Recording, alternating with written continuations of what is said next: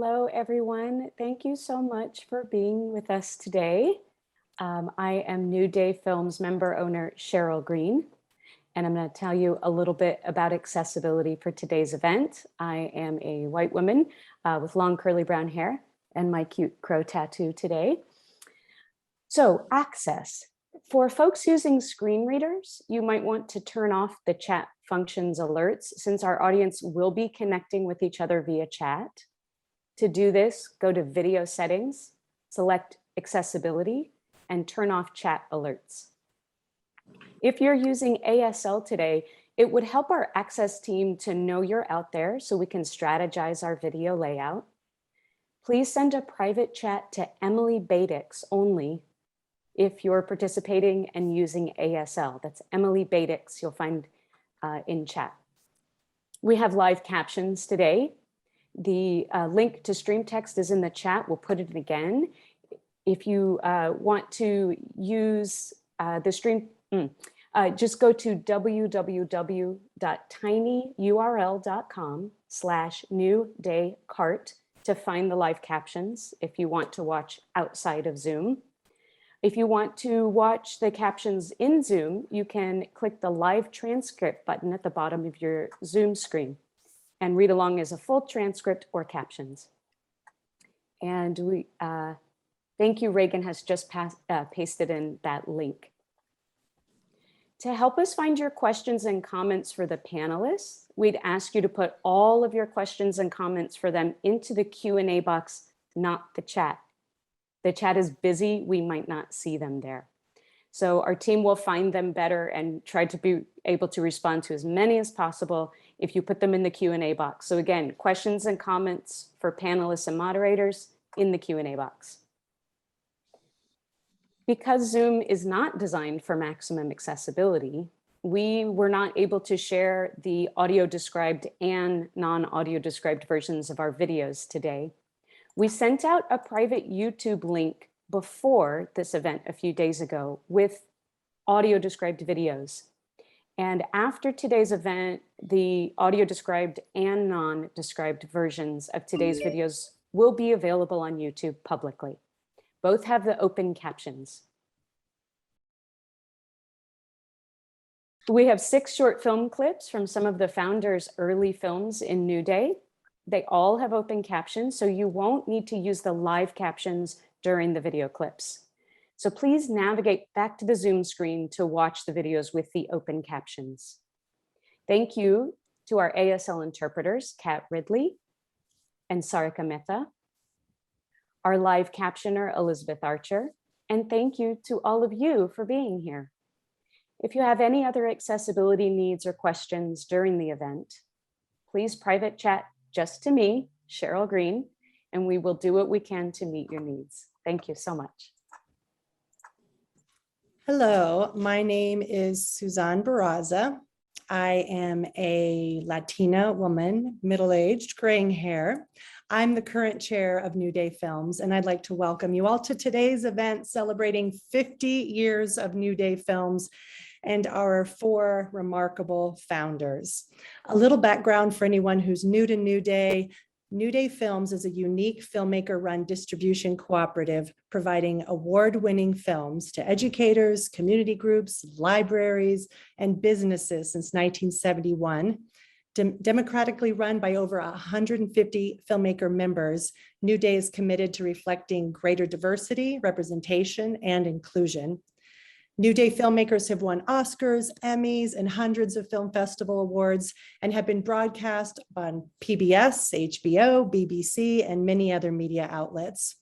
Before we begin, I'd like to give a thank you to today's sponsors, American Documentary, America Reframed in POV, Center for Media and Social Impact, D-Word, Film Fatales, Cartemquin, New York Women in Film and Television, Video Trust, Paul K. Longmore Institute on Disability at San Francisco State University, Superfest International Disability Film Festival.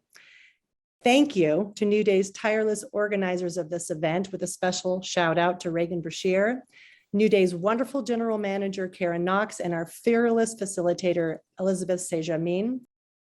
A little bit about how we're going to do it today. We'll be starting with brief introductions of our 4 founders, watching 6 trailers from their early films. Then my new day fellow moderators, members Brenda Avila-Hanna and Rodney Evans, will lead a discussion with our honored guest for about 35 minutes. After that discussion, we'll have about 10 to 15 minutes for audience questions. Please put your question in the Q&A box as we go. Okay, our first clips are from our founder, Liane Brandon. Leanne is an award-winning filmmaker, photographer, and University of Massachusetts Amherst Professor Emerita, and is a co-founder of New Day Films. Her groundbreaking films, Anything You Want to Be and Betty Tells Her Story, have been featured on HBO, Cinemax, and TLC, and at MoMA, the Barbican Center in London, the Tribeca Film Festival, and many others. Currently working as a still photographer, Leanne's photography credits include stills for the PBS series American Experience, Nova, and American Masters. Before becoming a filmmaker, Brandon experimented with several short careers, working as a ski instructor, waitress, high school teacher, and professional stunt woman. Welcome, Leanne. Thank you. Thank you for the introduction. Thank you to the organizers of this event. I'm delighted to be here. Thank you. We're going to be seeing clips from Anything You Want to Be and Betty Tells Her Story. Thank you.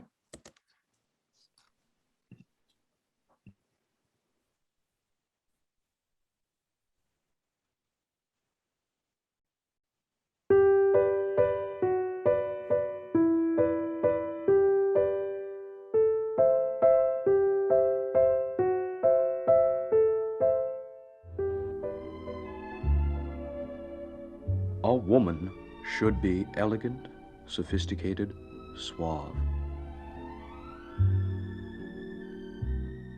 A woman should be simple, sweet, sympathetic, subordinate.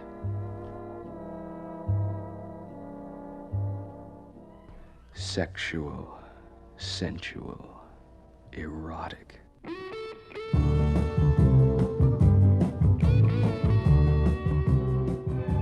Aren't you glad you're a woman? You can be anything you want to be.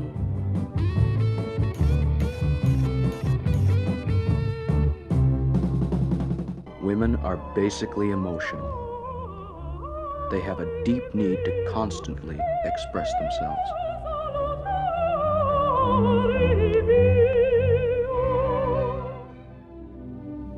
When I graduated, my parents were ecstatic.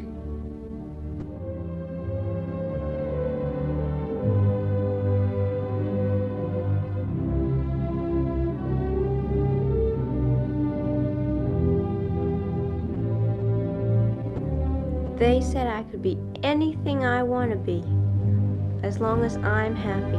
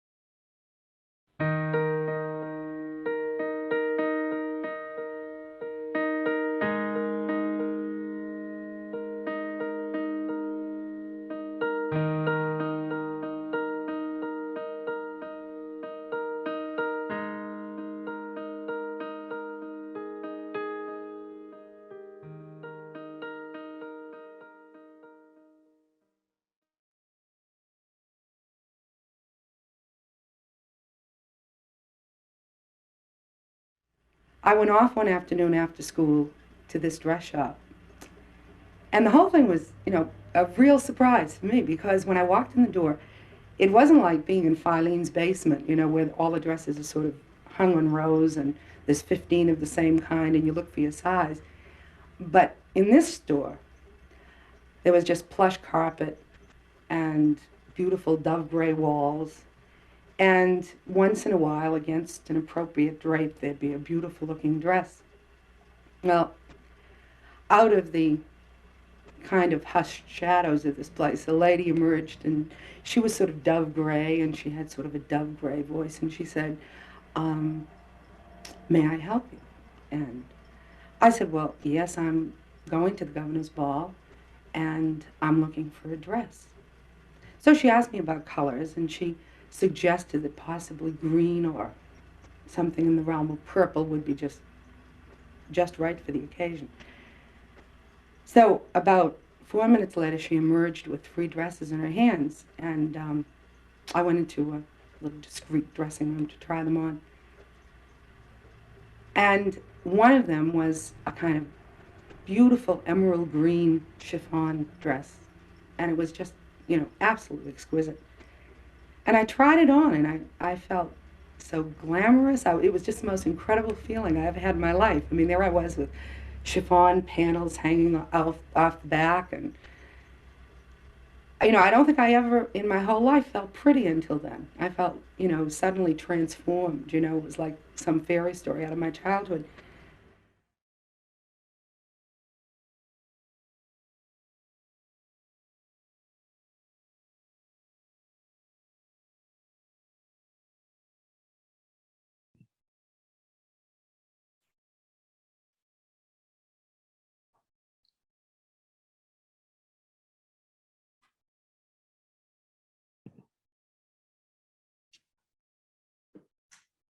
And I'm going to pass the torch to New Day member owner Brenda Avila.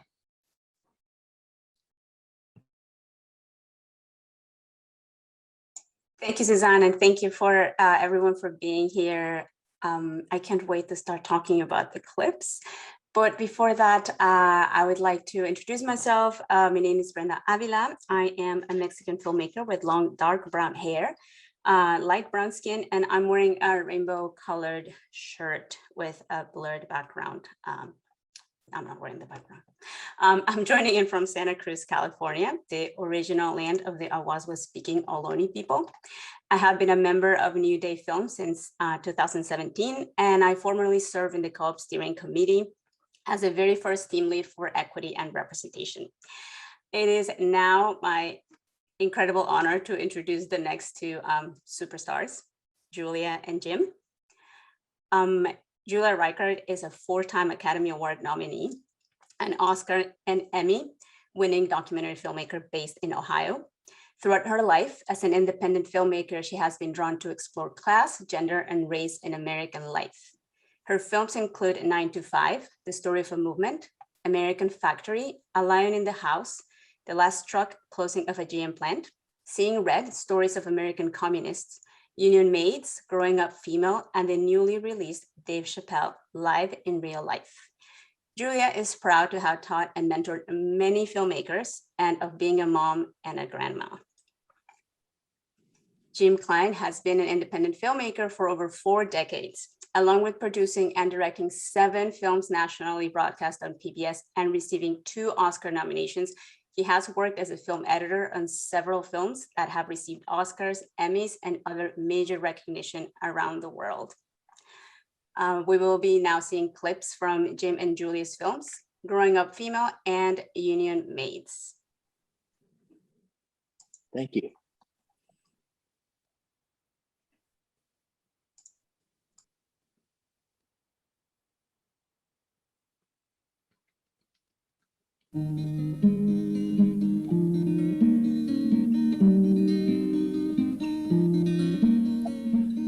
She was created from the substance of fairy tales and magazines, history books and television, romance comics and bridal shops, the American woman. The girls will usually be in the dog corner playing their mother roles and I think I see less closeness with girls, the relationships, the friendships. This is true, I think, of females, period, that they have these little ways about them that are nasty. I really think they are nasty. I really do. I will follow him wherever he may go.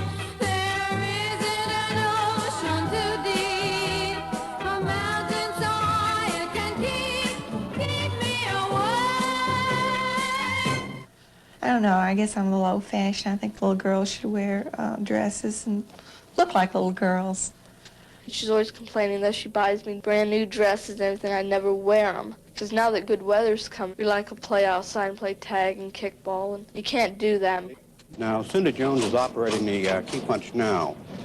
It requires a very sedate type of individual. Female students are definitely more adept at key punching. For anything beyond the key punch, I would prefer male students. The woman's going to work just a couple of years, and then bingo, she's going to get married and have a family. The very nature of a woman is such that it makes her wishing to get married. Well, how are you, Teresa? Okay. Well, I thought I'd come in. Every young woman in Terry's high school is required to take a 6-week course from her guidance counselor on the subject of marriage. The husband should make the major decisions. The wife should assist if he asks for advice. But the major decisions are his. I think all these menial tasks should be taken care of by the woman. And when I say menial, I mean like doing the laundry, taking care of the washing, the baby's diapers, and so forth. And in this way, you are helping him to be a healthy, happy, successful man. And say everything can be replaced. They say every distance is not near. So I remember everything.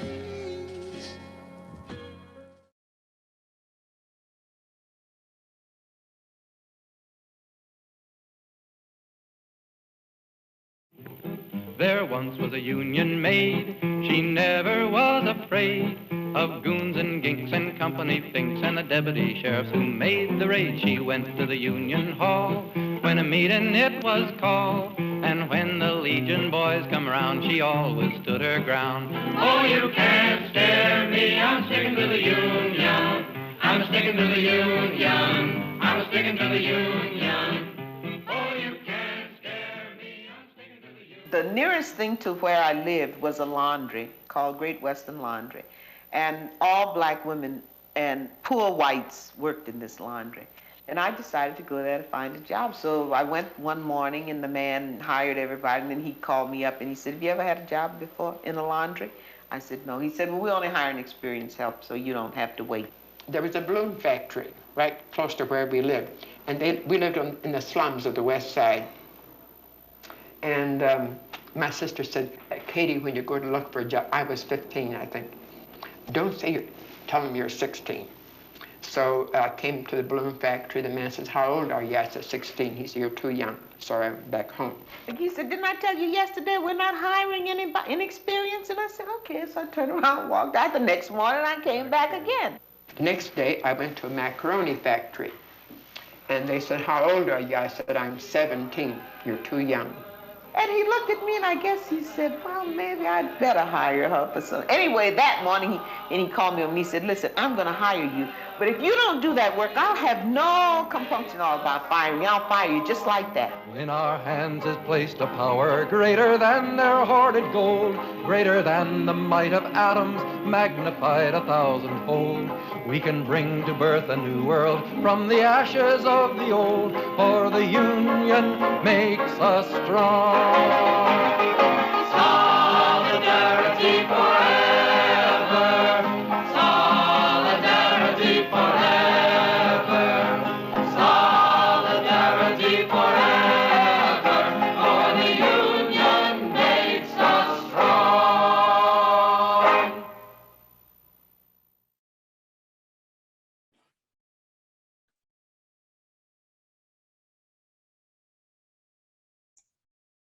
Thank you.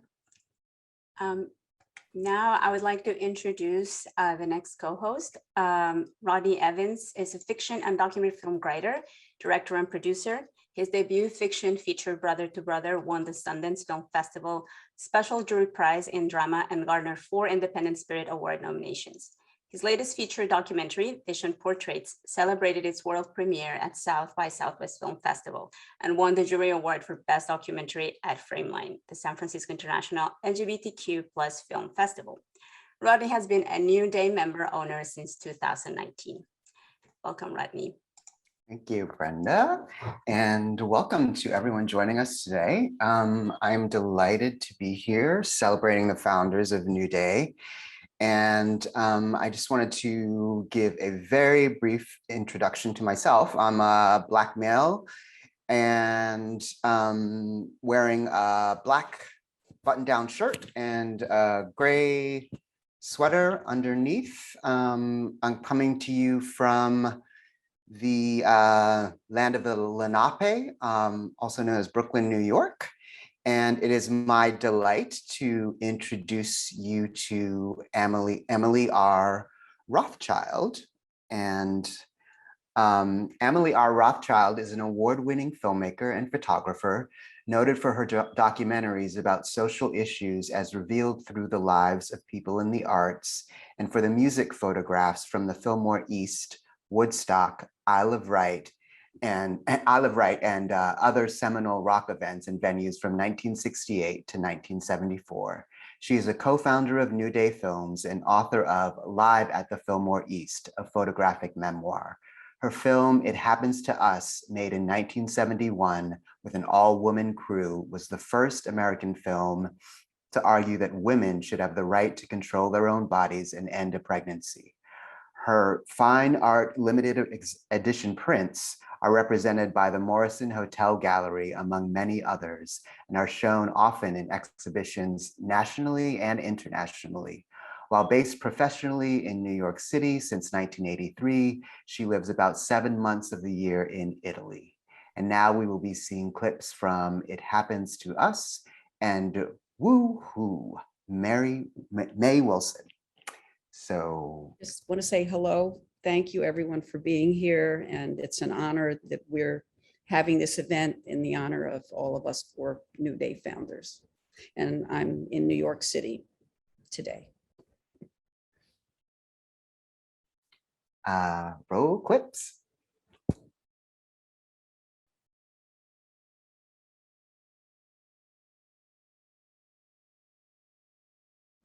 I think it would be fair to state that the women who most often have suffered because of the unfair and inhumane legislation are first our poor sisters and next our young sisters. We would like to listen to their reasoning. Those in power that deny young women the safety of contraception and the right to abortion. For we are in awe of their ability to make way for so much unhappiness and chaos in our lives. I checked with friends and got the name of an abortionist.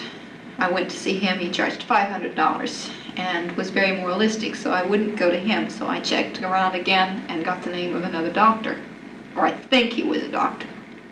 It was, well, of course, it was an illegal abortion, and the person didn't do it in any kind of, I didn't realize it at the time, but the person did it in a way that was really bad. She just took what looked like a coat hanger, really, and she just sort of unfolded it, and this big black piece of metal, and just shoved it up. It was not, she didn't sanitize it or anything. And it's very important to stress that those people who want abortions now find ways to get them, and often ways that are very harmful to themselves, and that abortion is very closely linked to the whole notion of sexuality, in this culture.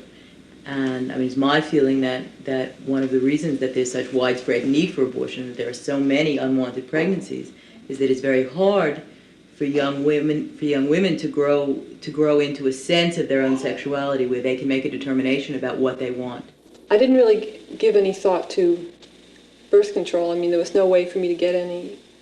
I didn't know anything about, when it would be that I could get pregnant. There was no one to tell me about contraception or what to do and what not to do. I was on my own. I want a baby. I want a baby someday. And I don't want a baby until I am fully taking care of myself and fully responsible for myself. Enough that I can be responsible for a whole other person. And to have a baby at 16, I feel would just, before I was even aware of it, being responsible for myself would have just been a disaster for me and for any child I would have had.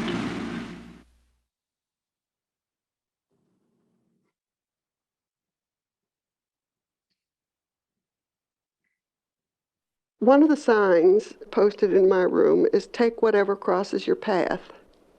And one day, Amalie Rothschild telephoned and asked if she could tape record me part of my story about how old woman living in country in Maryland comes to New York at age 60 and establishes a new life.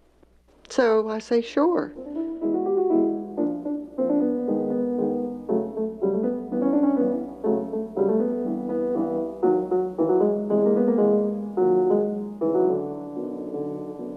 I don't remember when I started doing ridiculous portraits of myself, such as pasting my head on a photograph of a jockey or a coal miner.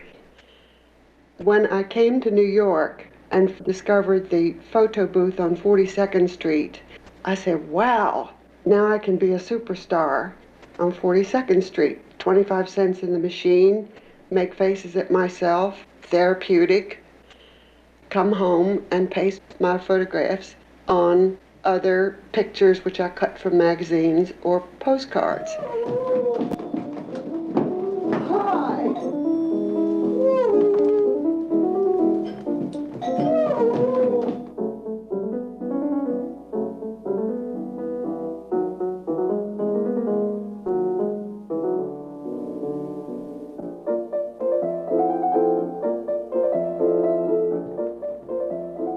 The nature of my art over the last 15 years made me an oddball in my community and carried me beyond their understanding. And everybody seemed to be marching together except me.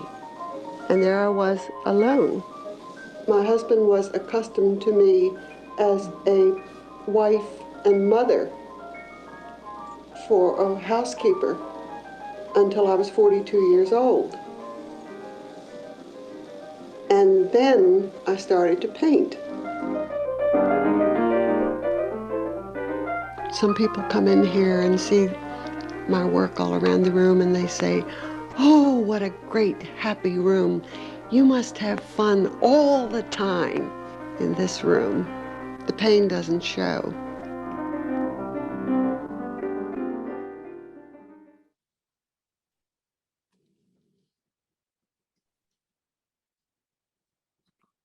Welcome back, everyone. I think you are all equally excited as I am to get started with some conversation and questions. A reminder for everybody, if you have not submitted your questions, please put them not in the chat, but in the Q&A section, the little box down at the menu. Yeah, we're waiting for your questions. And now to the big event of today. Welcome again, Julia, Liane, Amalie, and Jim. It's such an honor to have you here. And I guess we can get started with, I have the honor to ask the first question. And if it's okay, I'd like to direct the first question to Julia. The first one would be, Julia, now that Liane has given us a flavor of the times through her clip, can you tell us a little of the origin story of New Day? How did you all meet and decided to start New Day? Sure. First of all, I guess I should say that I am a white lady with no hair at all, and I'm in a hospital. And it's actually day 12 of being in this hospital. I would say New Day to me was a 60s idea that worked. We always, I'm going to start with Jim and I, because Jim and I sort of were the kind of in the little volcano of our lives and work sort of started the idea. But we always, our values always came first. I also wanted to point out for people listening that we, all of us back then, we're old now, but we were in our 20s. We were in our early mid 20s when we founded New Day and did all this stuff. So take heart. You don't have to be 50 to feel like you can have an impact on the world.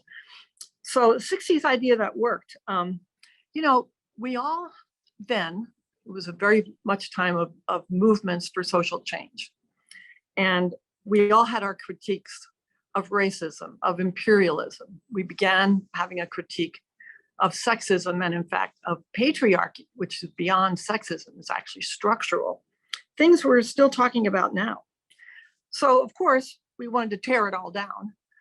But at the same time, I think many of us felt, how can we lead our lives in a way that kind of prefigures or tries out, you know, some of these new ideas we have.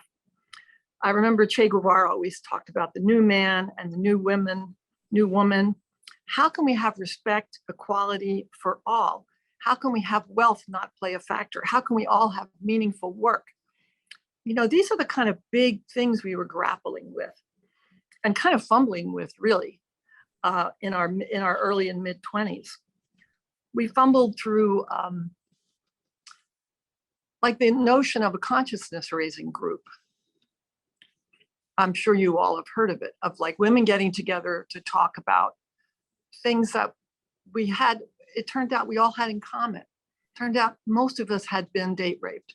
Most of us were afraid to talk in class. But until you sit in that little room and everybody equally listens, all voices are equal, you don't know that. So it was very much the women's movement. I'm diving into the women's movement part of it because in many ways, New Day, the concepts of New Day came out of the women's movement. The idea that the personal is political, right? The women's movement didn't just take on the office, the workplace. It also took on the kitchen and the bedroom, right? So, you know, how do you figure these things out? How do you make things fair? I'll give you an example, and we really tried to apply these values in our daily lives. And I'm going to get to how New Day got founded specifically. Jim and I were editing Growing Up Female. Okay, neither of us had really, we had a little experience, but not very much. We decided Jim was better at it. He was better at mechanical things. He was more confident. So why didn't we just say, okay, Jim, you edit it? We decided, no, this is not how the world is going to change. It's Julia one day in front of the Steenbeck. Actually, it was a moviola.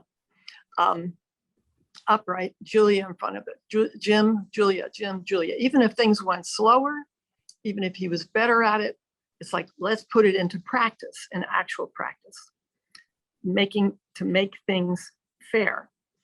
Okay, so one of the real basic ideas of how to make a society that is equal for women is to look at how non-hierarchical structures, right? Do we need a president, vice president, people under that? Do we need a leadership triangle? No, not necessarily. Let's try out non-hierarchical. Let's try out, what if we all share the work? What if we all could be leaders? What if all our voices were heard? So we're in an era of a lot of alternative institutions being created, right? Daycare co-ops, food co-ops, theater co-op, things that were leaderless and run by consensus. So in the world of film, any filmmaker out there, so you finish a film. So what happens? You take it to a distributor. You sign on the dotted line and you give up the next 7 years of your film's life, at least. You have no say over the advertising. You have no say over how much it's going to cost, over who gets to see it, basically because of cost. You sign away all that. And Jim and I said to ourselves, that's not why we made the film. If we think the film should go to women's prisons and the distributor says, do they have any money? What's the answer? No. We want the film to go to high schools. I don't know, here or just there. Okay, I'm just going to keep going for a minute here. Okay, I'm going to toss it to Jimmy in just a sec here. So we realized, well, the way it's like so many things in society, from top to bottom, that model, that economic model does not work, is not going to work. That's not why we make these films. So we said, let's learn how to do distribution. It wasn't all that hard. So Jim could fill in just a tiny bit if you want about, how we kind of got started, how we learned and got started, or I could. And then we decided, go ahead, yeah. I'll add a little now. We had to figure out how to reach people. Julia had spent 2 or 3 months traveling around the country by bus, staying with early feminist movement contacts and showing the film to groups of like 7 or 8 people at a time. And then those people getting excited and giving her names of other people, and those people giving her names, and built her own mailing list over the course of like that period of time. And we decided we would print a brochure, mail it to people, and see what happened. And I actually learned how to run an offset press. We designed the poster ourselves, kind of inspired by the poster art of the Cuban Revolution. Cuba. Yes. And we went ahead and did that, and we did a mailing. We came up with the name New Day. At first it was going to be New Morning Films after the Dylan song, but someone else already had that name, so we picked New Day Films, because it certainly was in our heart what this was all about, is creating a new day for this country and for the world. We were pretty arrogant at that point. And we sent out this mailing, and it was like the women's movement was a prairie fire in this country. It was just spreading like crazy, and the film just had a lot of impact.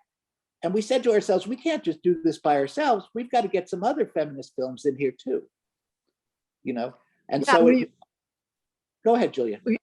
We also kind of, we didn't really know other filmmakers much because, we were in Ohio before the internet, way before. But we sort of began to meet people, and we realized that this could work for other people. It would work even better if we kind of broaden it out. And like in an envelope, you could stick 3 or 4 brochures about 3 or 4 different films instead of just ours. So we thought this could be really liberating for independent filmmakers who have the grit and the values to say, I'm not signing on that dotted line. I want to be involved. I want to make sure. So we basically drove and met Leanne. We had already met Amalie. We saw their films. We loved them. We said, look, guys, why don't we do this together? And it seemed like from the beginning, we did not say like, we'll be president and vice president, or, we'll be the whatever, right? It was, we're just going to do this together. We'll sit down, we'll make decisions. How many brochures to print? Who to mail them to? We had to share money right away. We had to start with, who's going to pay for the stamps? Well, we had to figure all that out. It was a wonderfully exciting time, but I want to stress again, we were kids in our 20s. We were led by our values. We were not led by how much money am I going to make with you as opposed to with this distributor who's knocking on my door. We were led by our values. And I think that's been true for most of the years I've been involved in New Day. I always say, we don't look at the bottom line, we look at the horizon line. Yeah, and I'd like to add one major thing, which is the whole point of why we made those films when we made those films was to promote social change. And what good does it do if nobody sees it? I mean, half the job of being a filmmaker is making the film, but the other half is getting it to your audience. And that was what really the core of New Day is. We have to get these films out to the people we made them for.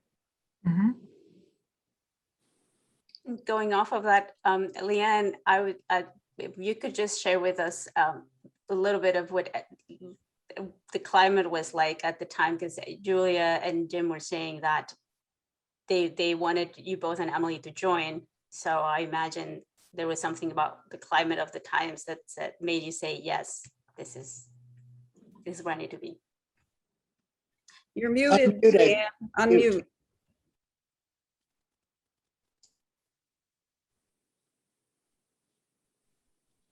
Good? Yes. Yeah, I had made a couple of films and had gotten ripped off by some distributors, and I knew our films were in demand. And so when I met Julia and Jim and then Amalie, it was like a natural. I mean, of course, this is how we do it. But I want to talk a little bit about what it was like for us growing up. I'm a little older, well, somewhat older than Amalie, Julia, and Jim. But what you saw in Julia's film, the clip was very much what life was like for us all growing up. It was such a different world, and now it seems like the dark ages. But let me give you just some sense of it. In school, as in Julia's film, you saw girls had to take cooking, typing, home economics. There were no sports for girls. There was no shop. Our career choices, if you went to the guidance office, which is where you went to sort of try and figure out what am I going to do, if you were college bound, your career choices were limited: secretary, nurse, teacher, maybe dental assistant, maybe flight attendant. If you were poor, it was factory work, it was manual labor, and maybe waitressing. So options were very, very limited. And we were told we shouldn't plan for a career because we'd be taking a job away from a man. And somehow that seemed to, they tried to convince us that that was the reason we shouldn't look for something significant. The want ads were segregated into male and female. We never saw a woman bus driver, a police officer, mail carrier, rarely a doctor, lawyer, architect, veterinarian, professor, or filmmaker. And I have to tell you, the other day, we had problems with our cable, and our cable guy was a woman. And I got so excited to see this woman climbing a pole. And I had to talk to her and just say, you know, when did you get this job? How did this happen? I mean, to this day, when I see a woman doing a job that none of us could ever have dreamed of or wanted or even been hired for, it's astonishing. At the time, there were no laws against harassment, sexual harassment, gender discrimination. There was no Title IX, and obviously abortion was illegal. So was contraception in Massachusetts if you weren't married. I don't get that, but anyway. We couldn't even get credit cards in our own name without a male co-signer. And I remember that Amalie and I got our first credit cards around 1974. And of course we went shopping, but it was just so astonishing that we could somehow, even such a small thing. It's amazing that we even became filmmakers given what the climate was like. It certainly was not amazing that we became feminists because obviously that was a thing to do. I didn't get the message, and as you heard, I was a professional athlete and a stunt woman. But I want to talk just for a minute about the climate for filmmakers. There were very few documentary filmmakers. I was one of 3 in Massachusetts. Part of the reason was equipment was so expensive and so scarce that unless you were born wealthy, had a trust fund, or went to college, went to filmmaking classes, again, very few women in them. I think Amalie and Julia and Jim were in film school, but it was not common in those days. No, never went to film school. I did. Yeah, Amalie went did. to film school. I went to art school. And I was self-taught. I borrowed my first camera from, I was teaching in a middle school, and I bought, actually a high school, and I borrowed the camera from the football team off season. And I went to the local lab and had them explain to me how to load it and how to focus and stuff like that. But most documentaries at the time were certainly not about women's issues. I had never seen one about the lives of ordinary women or the issues involving women. The films at the time were about wars, famous men, primitive tribes, travel, and there were no outlets for political or social issue films at all. Every image that you saw in a magazine or on television was basically made by a white probably middle-class man. I mean, there were no women in the field. There were only 3 television networks, plus public television. And as Julia mentioned, there was no internet, no cable, no social media, no YouTube, no email, cell phones didn't exist. So there was very few ways for the women's movement to get around the country. And that's why our films, when we made them, certainly had an audience and a need. Educational distributors even told us that the women's movement wouldn't last for 2 years. I think I'll stop there and give other people a chance to talk, but clearly times have changed. Not enough, but hopefully New Day can keep being the engine that moves social issues forward. I'd like to add to, Leanne is on the subject of what this all meant within the film world, the filmmaking world, which was small, although growing, and there were some women out there. When you're in New Day, this co-op sort of model, you have to trust each other. That whole competition, who's got into what festival, right, or who got the prize, and keeping secrets from each other, that was kind of the world in many ways. And within the co-op, you have to share personal information. Everybody knows how much you're making. Everybody knows, right, who's watching your film. Everybody knows what's going on in your life pretty much.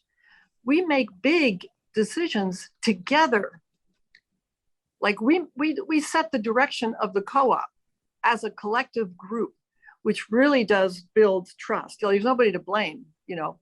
We always assign to any new member a buddy system. So when you come into the organization, you're not sort of struggling to figure out what's going on. So in terms of beginning to change the nature of our art form, the business end, the economic end, by jumping in with both feet, right, to being in control of your money and in control of how many prints you have and so forth, it builds trust. It builds trust. And I think over many years, I'm very proud. Let me jump in while Julia's having some problems there. I know one of the newer members sort of asked, were we influenced by different co-ops that existed, like Canyon Cinema or something like that? We actually had no sense of that whatsoever. We had a sense of sort of feminist values and a sense of making consensus decisions and the type of things that Amalie and Leanne and Julia were just talking about. And then we invented as we went along. When we sent out our mailing, one film was 8 minutes long and the others were longer. So we decided, well, we had to pay different amounts. And that was the beginning of something we called the share ladder, which still exists in New Day today, where the people who were earning more put more into the co-op, regardless of benefit. It's we look at it 2 ways. We look at both who gets what benefit from the co-op, but what the different filmmakers need in the co-op. And that was a way of looking at stuff that had never been looked at before. We, all of a sudden, we had other people asking to use our list, these successful lists of people who were interested in women's films. And we realized we had to make political decisions about who we would allow to use our list. And we used to one part of our meeting, we would get together every 6 months and meet for 5 days and stuff envelopes and decide who we were going to mail to and design things. And one thing we did was deciding which projects were worthy, that we felt had the right values we could support and be part of, and we would then share our lists and help other films to be successful as well. And as we went on, we got too big we used the consensus form, but we got too big where it was just unruly to try and have 15 or 20 people agree on everything. And so we moved to a modified consensus form where, it didn't have to be everyone, but it had to be most of us. And it had to be real. If somebody had major objection, we had to talk it to death before we moved on. And then even later with our newest facilitators, we moved to a system of sort of won't don't like but won't block, and just a whole different system of approving things. We also, at first, we did everything in our meetings, and then we had to figure out how to actually prepare and how to do things in advance and how to work in smaller committees to get work done and not have everybody design the catalog together, which we did early on. It was really the thing that made New Day successful is that we were willing to grow and change and trust each other and trust the filmmaking world and trust the sense of a community that could be formed to learn what we needed to do and move forward.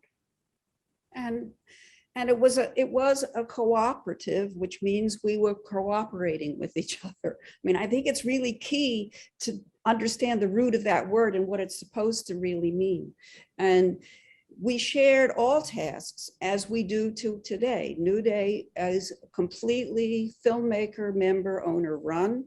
We have never had any grants or any outside funding, where we have financed everything that we've done through the share ladder, which is based on the income that the co-op is bringing in through people's individual efforts in promoting their films and promoting other members' films. As we grew,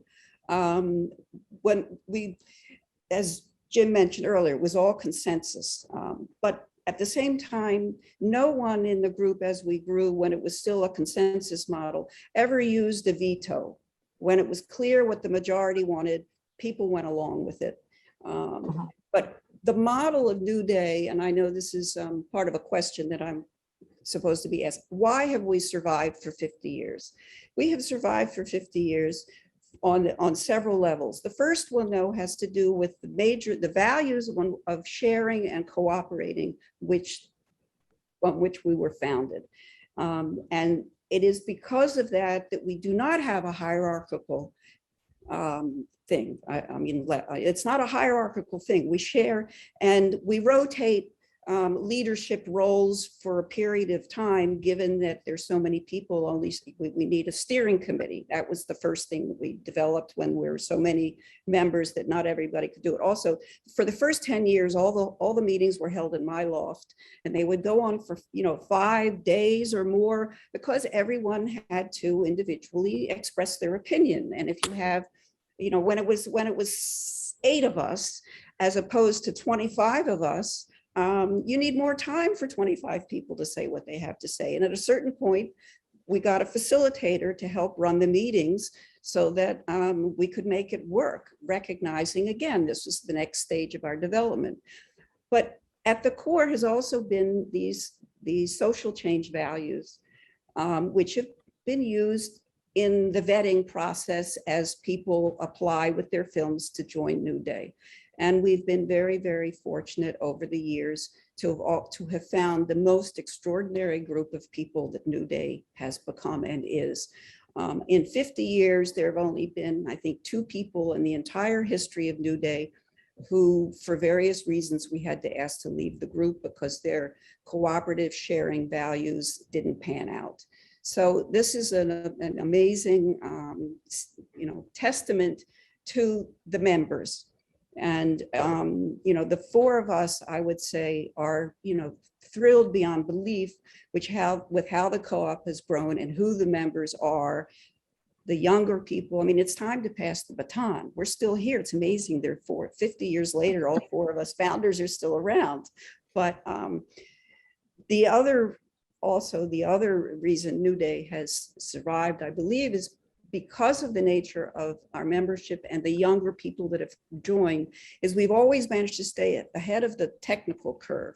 So first it was 16 millimeter. I mean, I don't know if any young people today have any idea, 16 millimeter was a major investment. I mean, it costs like a half-hour documentary costs $600 to get 1 print.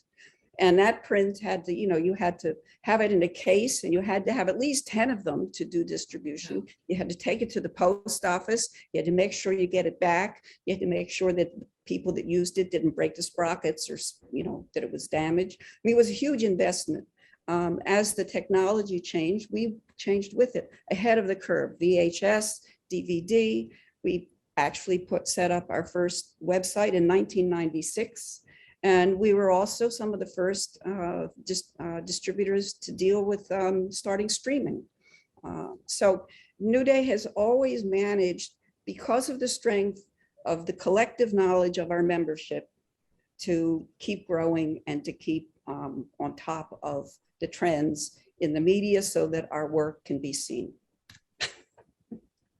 This question is, I mean, directed at anyone really, but I mean, I guess, what are you most proud of about New Day? Is there anything that stands out to any of you that would be sort of a legacy moment that you're the most proud of in terms of the organization? And anyone can feel free to take that. Yeah, I think there are one of the things that I was asked to talk about was milestones in New Day. And I think that sort of along the way, we've been sort of proud about every single thing, you know, that's happened since.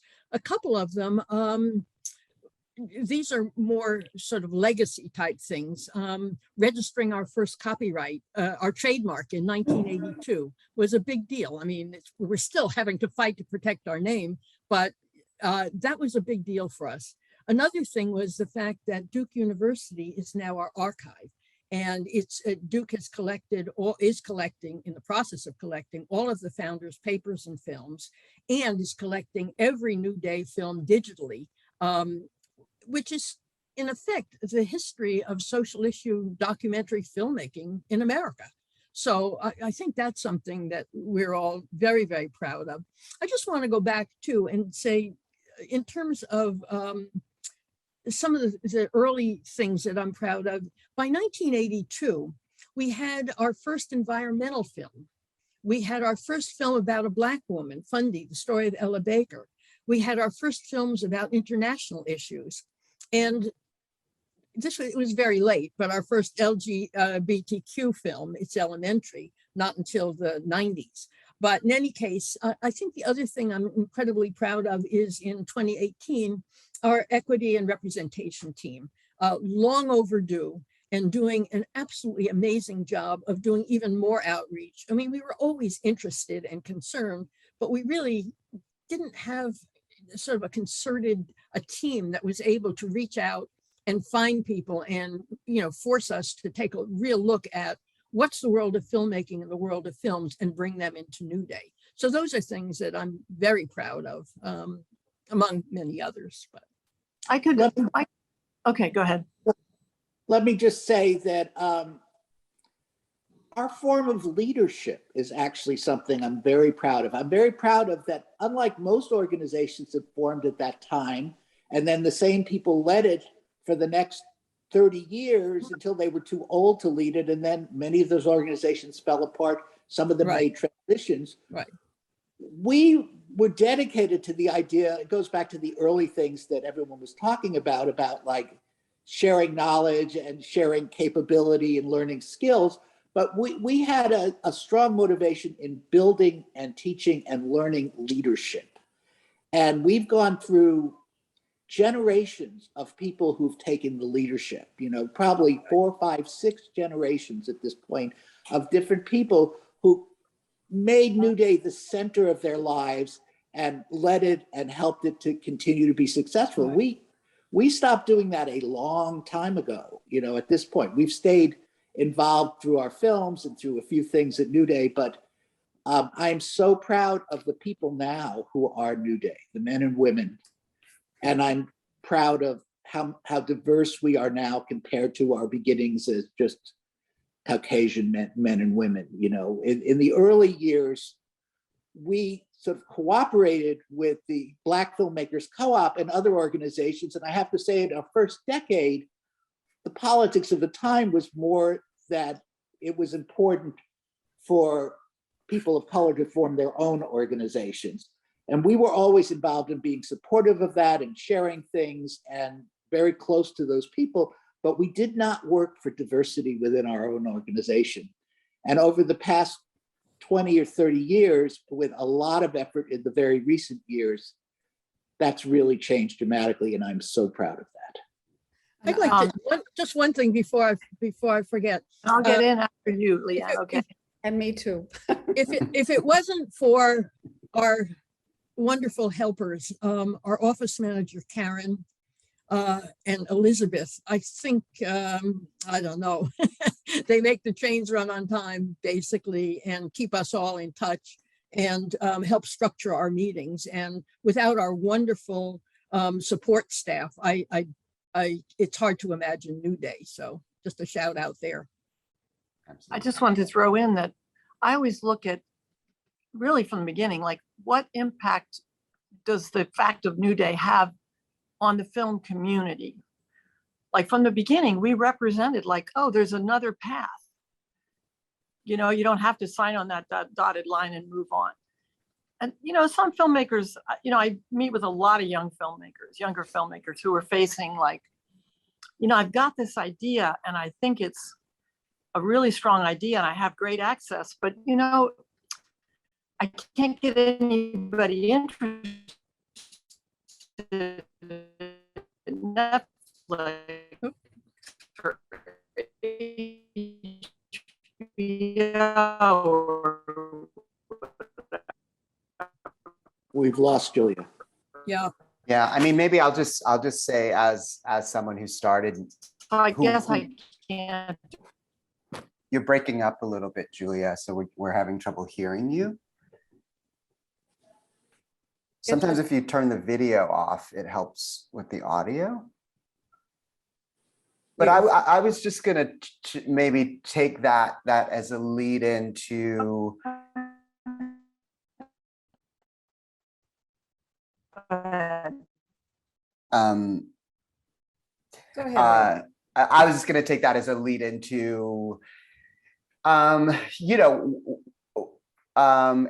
some of the equity and representation work that both Brenda and I are deeply involved in, and you know, bringing in a new day for New Day, right, and sort of changing demographics and what does it mean to do outreach in predominantly BIPOC spaces and spaces for filmmakers with disabilities such as myself, and the work of, you know, making those filmmakers feel like New Day can be a home for them, and that there is space for them. And I'm just wondering, you know, given those that those filmmakers were not at the core of the founding, like how do you think of those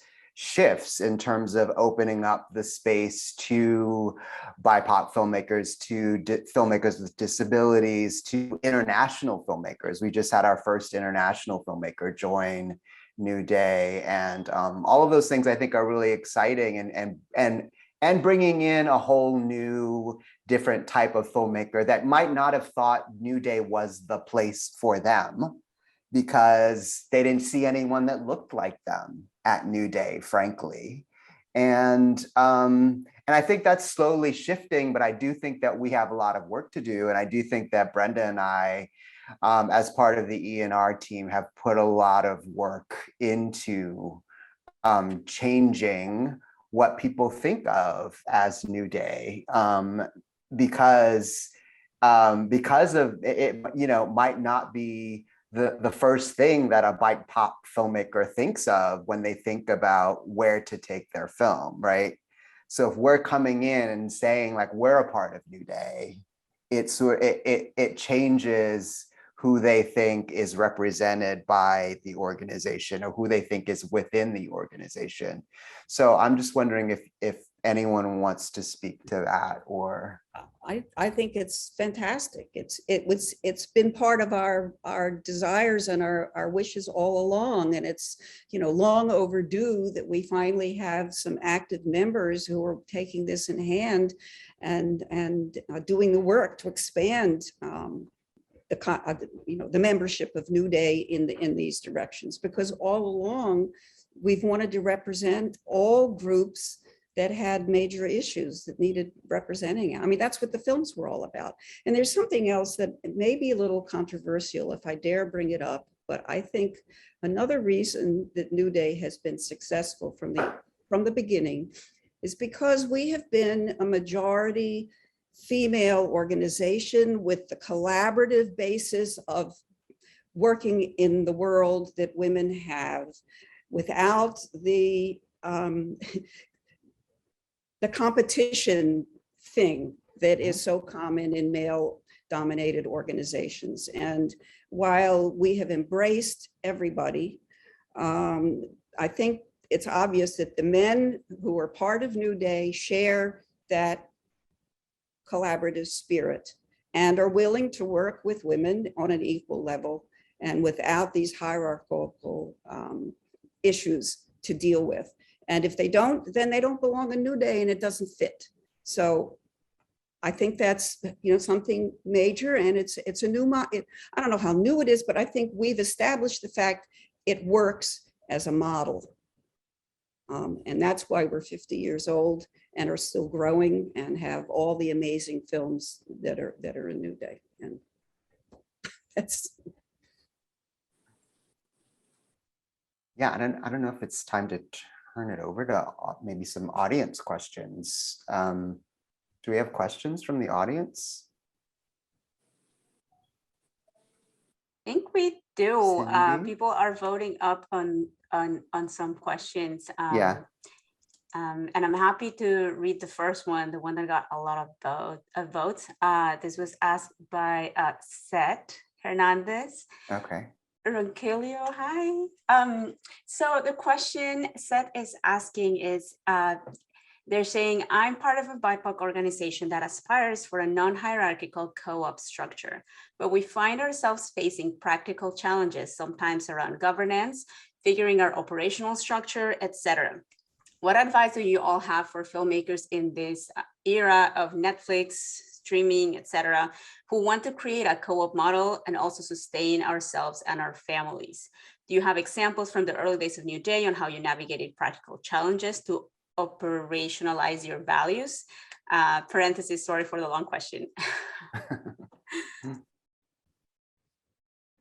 And I know you all talked about how everything started and happened, but I guess if you can put some of that into today's context with all this like streaming platforms and everything that's changing so fast, if these new organizations that are trying to go adapt the co-op model to today, what kind of advice would you give them to set strong groundwork for that? Stay afloat. Unmute, Julia. Steve's trying to do it. There you go, Julia, you're on. That work. That's a great question. And it's going to be to your generation to figure it out. But I would say it's really important to get to know each other well. So there's trust, to define what your goals are, right? And whether they be blue sky or whether they be like, okay, I need to earn, $5,000 a month. So how do I do that? Or whatever it is, right? You keep your feet on the ground and your eyes on the horizon, right?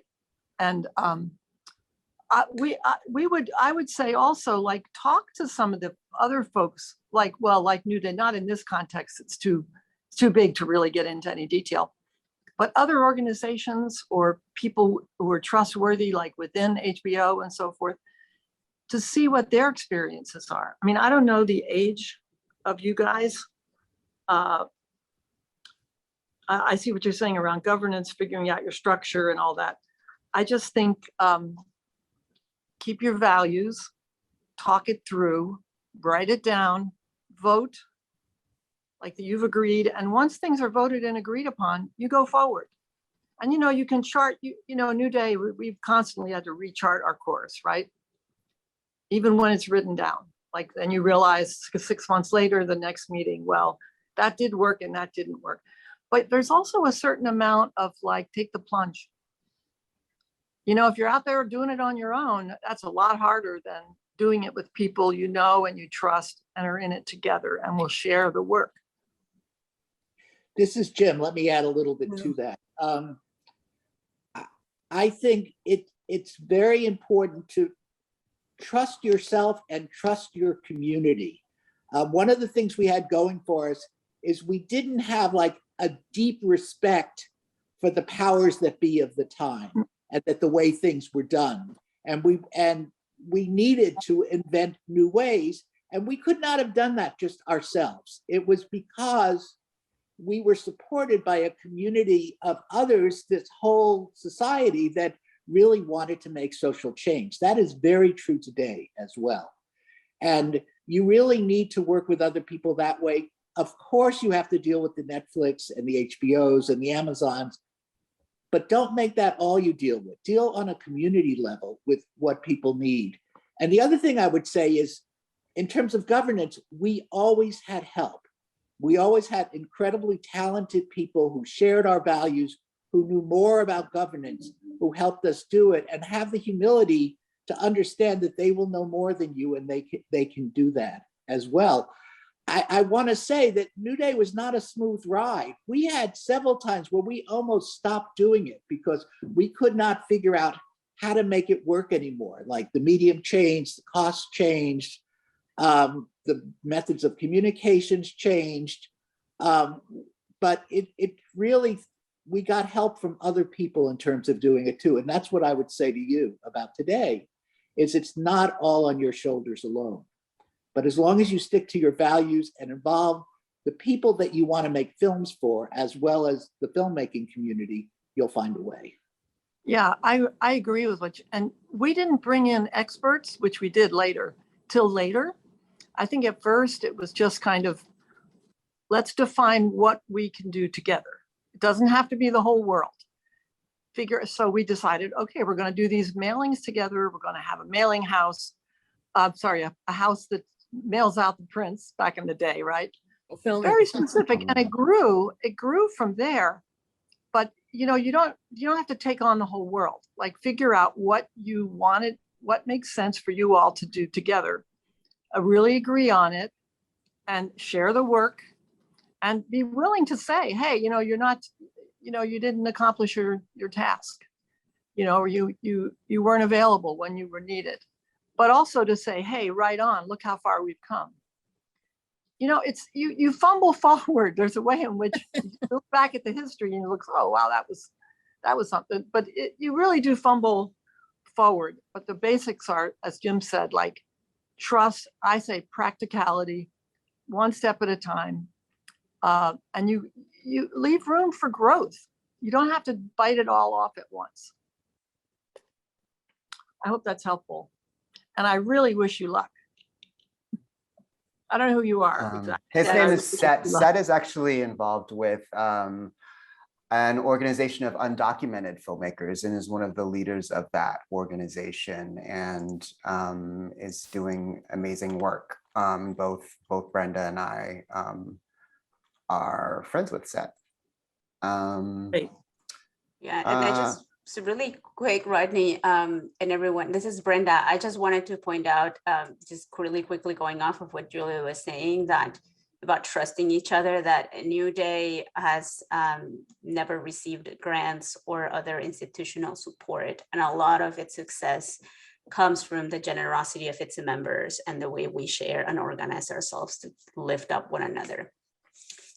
So that's all. Thank you, Rodney. Please go ahead with the next question. Yeah, no, that's important. Thank you for adding that. The second question is a question for Julia. Can you speak about your experience / decision-making process, RE distribution for American Factory via Netflix? What challenges for documentary filmmakers today that you may or may not have envisioned in the early days of New Day films? And that is a question from Megan. Yeah, I don't think that would be a long discussion. I could not just its own Zoom webinar. Factory, yeah, its own thing, which I have talked about for sure. But it's interesting, because I know a lot of younger filmmakers who are good, very good, and want to see their lives as being filmmakers. It's interesting. We always said we were independent. We, meaning not just me and Jim, but we were independent filmmakers, right? We didn't work for PBS. We didn't work for, well, there wasn't HBO, but whatever was out there then. We were independents. We made up our minds what we wanted to make films about. We found the way to do it. We borrowed our friends' cameras. We asked our friends to crew with us. We edited in our house. independent filmmakers. But there really was not. Nowadays, people are really I'm sorry, we're losing me again here. I don't know if you can still hear me, but I'll keep going just in case. Yeah, I can hear you. The sort of bait of, the big money from HBO, the big money from Netflix. How can I get that? My life would be set if I could just find an idea they want. That's a challenge to feeling like I'm an independent filmmaker. I have my own ideas. I have access to a great story. That's new, and it's both good and bad. I mean, it's both good and bad. Sometimes you get support for what you've already started. Oh, that's another thing I would say is that we have always started our films with no funding. I see Amalie shaking her head. That's me a really important idea. You get yourself, you need a camera or somebody who has a camera, and they're not that expensive. The beautiful work you can do with little simple, like $1,500 cameras. No, today you can do on your cell phone what, it costs thousands of dollars of cinema equipment back then. Don't hesitate. Don't be like, oh, I have to get my first $10,000 grant or I'm not going to start. Bullshit. If you start, take the step, stick your foot in the water. I think if there's all this sort of waiting around and talking about big money, I think it's good and bad. It's good and bad. And I'm not in that world now. So it's good and bad. And I think the young ones should watch carefully and again, I always say, just start, just get started. Yeah. And please share with each other as filmmakers, as well as getting your work out. Please do camera work for your friend who needs the stuff done. Do every step that needs to be done. The equipment is so inexpensive now, it's really the labor costs that make film expensive. And that's great when you can get the resources to do that. But when you can't, make the media anyway. Make what needs to be made. I think that's true of many people we're talking to, but it's always a good thing to say. It's always like form community, right? Form community like whoever could help you produce, whoever could help you do sound, whoever could help you wrangle, whatever. Be generous and people will be generous to you. And that's about forming a trusting community, whether you're doing distribution or not. I always advise everybody, and that's what we do. I mean, we live in a town of 3,000 people, Yeah. I mean, I was just going to say that, your process is my process with my most recent film, Vision Portraits. And I think as someone who is a shapeshifter that moves between fiction and documentary, for me, documentary is so liberating because I can just call up a friend and say, hey, can you meet me at, John the photographer's house on Wednesday with the GH5, and I'll borrow the Zoom H4n recorder, and we'll get the lavalier mic, and we'll just do the interviews and have him showing us some photographs and telling stories for that first shoot, and just green light yourself and get it started. And so, I do think that tradition is still very much thriving. It's the way to go. It's the way to go. Yeah. Keep your engines oiled. Yeah, and your absolutely. Close. Yeah. Yeah. I love it. Yeah. Let me see if there are other questions. I think we have time. This is Brenda. I think we have time for one more question. Okay. Do you want to choose? Sure. Thank you, Rodney. Thank you, everyone. So I guess the last question from the audience, we're combining a few questions. So did libraries help play a role in your early success? But also, do libraries still help today? And right before we close, if you want to kind of connect that to how that fits into the vision of New Day for the next decade. Yeah, I think that that's an important question because we've never really actually addressed it since we began and we still are an educational distributor. That is, our market is to educational institutions, and the public libraries, particularly the New York Public Library, were our first supporters. Also, public libraries were the first places where ordinary people could see 16mm films because of the screening programs that they had. They were the first ones that certainly had budgets to buy 16mm prints. Right. I mean, we were taking films to women's organizations, people that didn't have any money, as Julia brought up at the beginning. It didn't matter. It was important for the people to see the film. But if you at least charged $5 for shipping and handling fee, they treated the print with respect. Whereas if you gave it away for nothing, it didn't mean any. I mean, we learned a lot of hard lessons along the way, because we do live in a capitalist society. And if people have to pay $5, at least they respect what they're getting. If they're getting it for free, well, but the libraries and the educational institutions, university libraries, museums, cultural institutions, all of that is the foundation of New Day distribution. Yeah, I was going to say that libraries actually sustained us in the early days, university libraries and public libraries. And now through Canopy, we're reaching a lot of public libraries where people can go, if they have a library card, they can stream our films. So libraries are still right now a very active part of our distribution and our outreach. I think we're very grateful to the public libraries. In terms of how we've affected the film community, I was sort of cut off there before.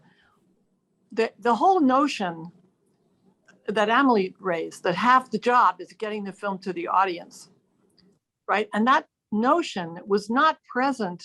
I mean, it was for like Kartemkun, I know is participating here, few pockets here and there around the country. But the idea that a filmmaker doesn't just make a film and it streams on Netflix and that's the end of it. I mean, some people do feel that way, but I think the idea that you target an audience, this film has use in discussion, in activism, whether it's through a library, a university, a community group, a political organization. We could give you days and nights of stories of how our films, whether they be 15-minute films, hour-long films, have made an actual difference because we brought people together to see it, to discuss it, and to learn from it. And that's something that I think the New Day model brought in a broad sense to the world of filmmakers, let's say, that's a path we opened. That's a door we opened in people's minds. Oh yeah, that's a whole life that my film can have that will make a difference in the world. It's not just, again, the big streamer and the big check. They're incredible things to close on. Unfortunately, we're at time. I hate to say that. I hate to be ending the party. Makes me feel really horrible. We should have made this a 2-hour discussion. But we do thank you all for coming. We want to thank our sponsors again, and we want to thank our 4 special guests. We are so delighted to be honoring you and this amazing 50-year history. I'm sure you didn't know that you were building something so friggin' great when you started. So thank you from the bottom of our hearts. If you want to learn more about New Day events, if you're a filmmaker out there and you're interested in joining New Day, you can find all of it at newday.com. And I just popped in the chat, we'll have a 10% discount for any attendees today. So you can experience our films, check it out, our collection at newday.com. And the code is NewDay50 to celebrate 50. So Right. Thank you all so much. We're just so absolutely pleased. Mwah. Bye, Leanne. Bye, Emily. Thanks, everyone. Bye, It's all. delight. Wonderful to see you. Yeah. Yeah, Julia. Thank you for doing this. you. Thank you so much. Our pleasure. Thank you.